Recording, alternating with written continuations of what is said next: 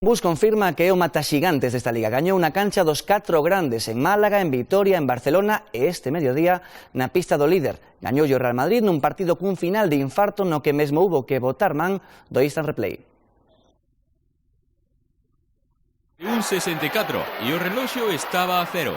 Os xogadores galegos observaban como o adestrador rival os felicitaba, o tempo que os colexiados revisaban a tripla final de Rudy. As imaxes amosaban que non valía. A luz do tabuleiro confirmaba que estaba fora de tempo. A victoria era para Blues Monbus. Esta vez para nosotros ha salido cruz, ¿no? Felicitar al Obradoiro por la victoria y por la gran temporada que está haciendo. Obradoiro, club humilde, de 2,5 millones de presuposto, asinou unha xesta. Tumbou o líder, o mellor ataque de Europa nun encontro que fala de coraxe. Só desde el un pode explicala.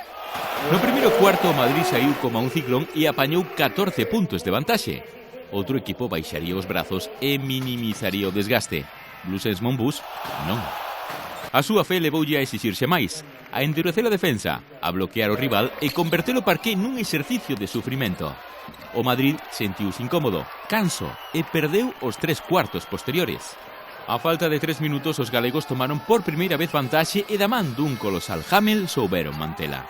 En 3 años han perdido. Este es el tercer partido que pierden como locales, ¿no? Entonces yo creo que eso le da el mérito que tiene esta victoria, ¿no? Aprovechar para felicitar a los jugadores. A tripla final de Rudy, a que levaba a prórroga, entregou a dose de incerteza que toda épica necesita. Medio segundo tarde. Ás veces, esa é a diferenza entre entrar ou non na historia.